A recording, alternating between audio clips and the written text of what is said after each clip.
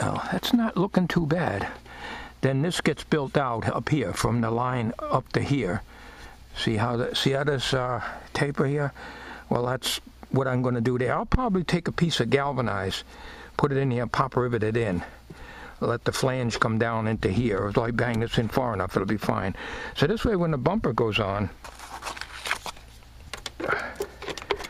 there'll be that space that I want in there. Now this is a little high in here. We're going to bang that. I just hope we don't upset this Bondo that's in this corner here. That's the thing. I don't have the key right now with me to open the back doors. But whatever Bondo we damage, we'll have to fix it. That's all. This whole area is going to be fixed. Now this, you can't push this out from, you can't fix this from inside because it's got the, you know, all the carpet on the stuff on the walls, you know. So I'm going to have to do is to put some galvanized sheet metal over this and round it out and have it come in. Or fill it with Bondo. Now, wherever it's cracked, I'll try to knock out as much as I can and redo it. But that's later. First, I got to get this banged in, and we'll come back on. The rest of the stuff we'll worry about later.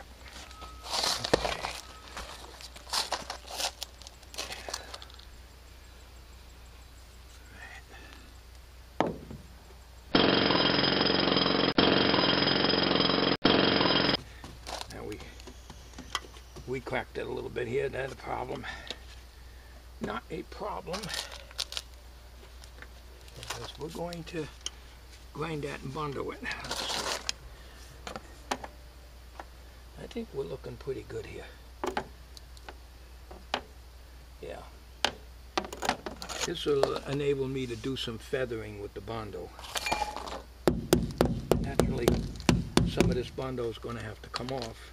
We'll grind it off anyways. And when that happens, there'll be probably some grinding action on the galvanized. So at that point, we'll use the self-etching primer and protect that.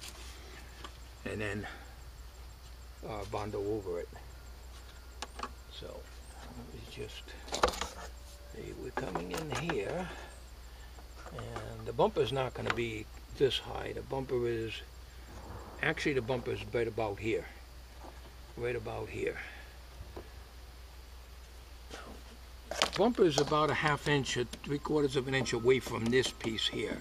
I don't know if you can see that in this piece here. I can get my finger, I can get my index finger in there. So the bumper is not right up against here. So it won't be up against here either. All right. The first thing I want to do is hit this with a wire wheel. In here. I'll just start in here. And we hit this pretty good, so I don't know, it feels solid though. But we're going to hit it with a wire wheel. Yeah, that's still good and solid, so it didn't loosen any Bondo there. We're just going to hit this all the way through and down at that corner there, because I wasn't expecting to do that corner. I don't know if I got any metal big enough. I'd have to stop at the sheet metal shop where they make ducts and, you know, stuff like that for AC systems in the house. That's where I usually get my sheet metal from, but I'm not going to take the time to run over there today. So what we're going to do is hit this with a wire wheel on the drill, and then we'll start grinding.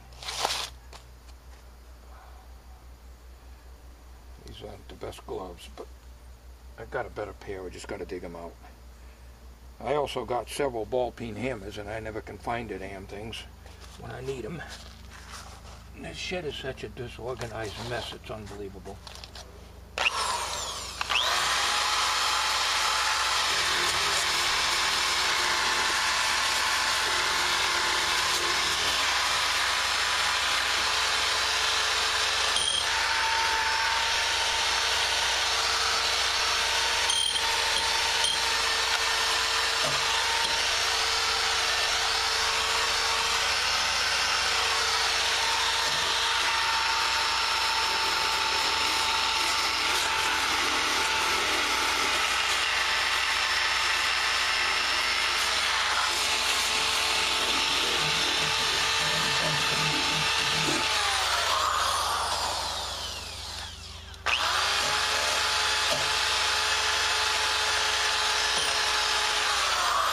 This ain't bad here, it's just a little surface rust here.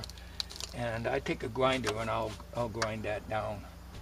And then before I put any Bondo on it, I'm going to build this up there like this with I got some small galvanized sheet metal I can put in there and Bondo it. It kind of like goes down and then it goes up a little and down, but I didn't make it big enough in this area. It needs to look like this, as I showed you earlier. So I'm going to go down to that end and do that. I'll do that off camera because I primarily want to get this area taken care of. Alright, I got the grinding wheel here. We're going to hit it lightly. We don't want to cut into this galvanize, although it's already fatigued here from pounding on it. It's cracked, but that's fine. We Bondo that and it'll be just fine.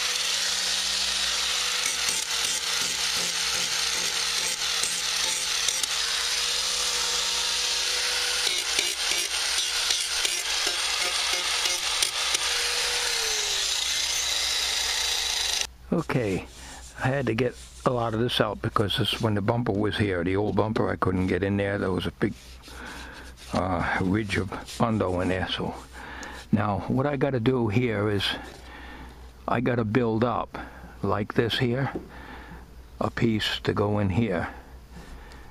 So I'm going to probably use some galvanized, I think, in here. And what I think I'm going to do, this is driven in enough. This cardboard here will show you. See, it's pretty even with the inside of this here. So we got a good 3/8 of an inch or so in. So I think I can get away with putting a piece that'll come up like this with no power rivets here, but just down here, or maybe even lower.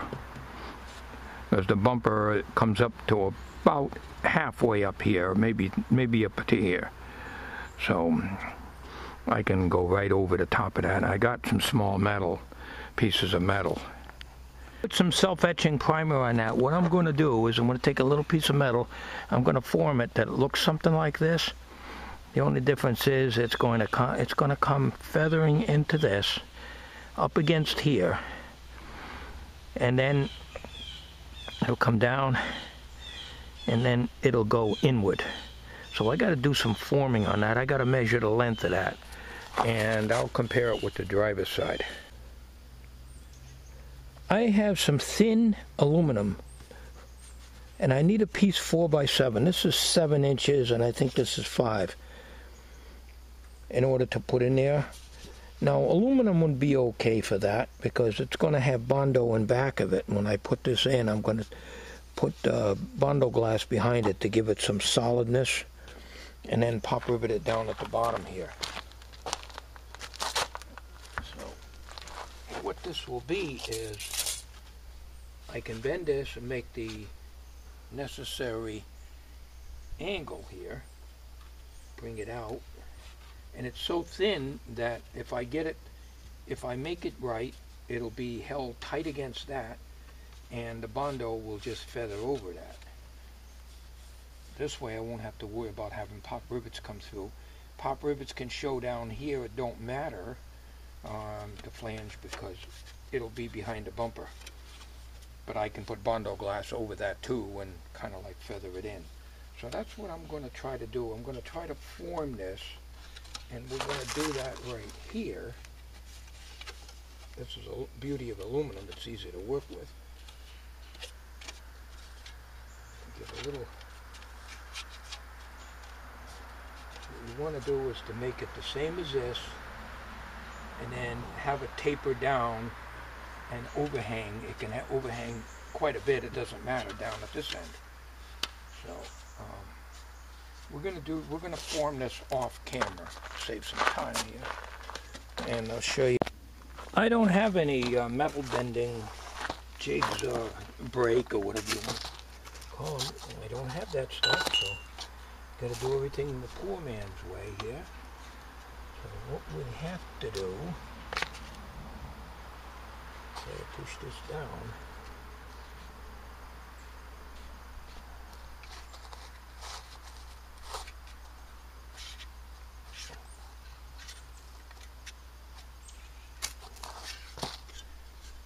So let's see here. We want a lip that will come up like that.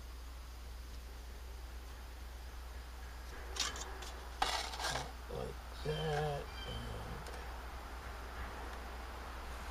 like that.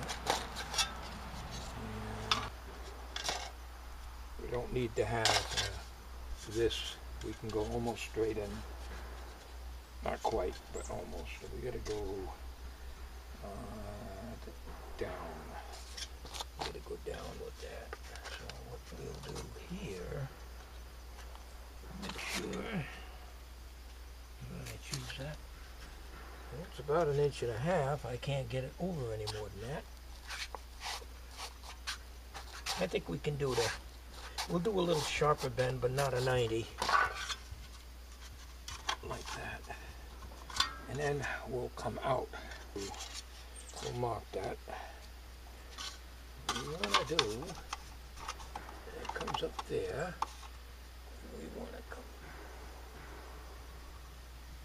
out like that. Now we come up. This is a little awkward. A little awkward. I really need a higher piece of wood. I'm going to use the bar here. That right there. Well, that's the first time I've done this like this free-handed. I usually use the deck. Well, this will work out, I guess.